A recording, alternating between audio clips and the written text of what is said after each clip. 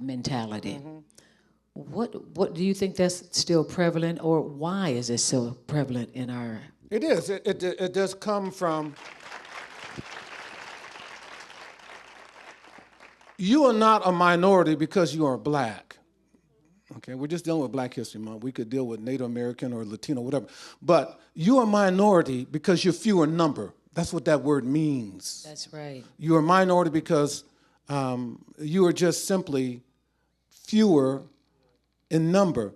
If you were more in number and you controlled the economy, things would be switched. It's really about, Dr. Owens, who controls the economy.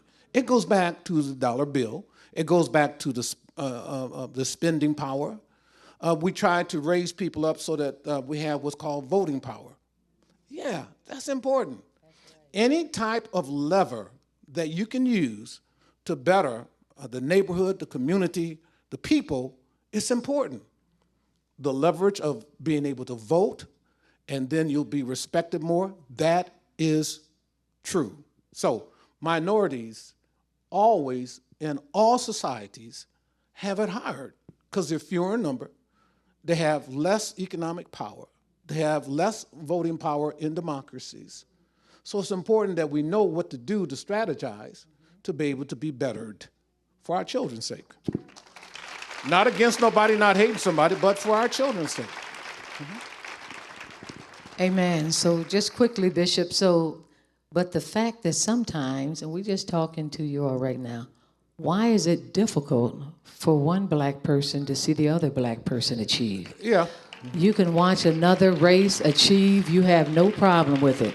The moment you see a black person achieving in an area, why is that crab mentality? You want to sabotage them and bring them back down. Can I hit that for a minute? Because I did go off the question. But yes, it is. We don't have fathers. See, in this country, our white brothers, and I put the brother on the end, because, again, this is not about downing on other people to try to lift us up. But listen to me. They have real quick, let me say this real quickly. We were building a temple in Michigan. My God, I learned so much, not just about construction, but about economy of scale and the power of money and so on and so forth. And we were going to do it debt-free, so the Lord had blessed us with money. So the architect and I were going into what's called the subcontractor meeting, where the general contractor gathers all this up and you have a kickoff meeting, right? I walk in with the architect. I am introduced to all the subcontractors as the owner, right? And we had a meet greet, right? And I sat down, all these in there.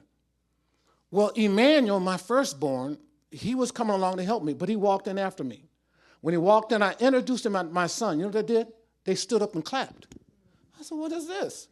I'm the guy signing the checks. They ain't clapped for me, ain't stood up for me. But when my son walked in, they respect father-son business, subcontractors.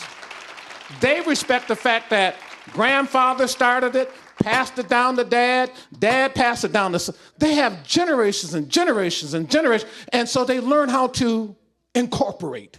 They set up incorporation laws in the land.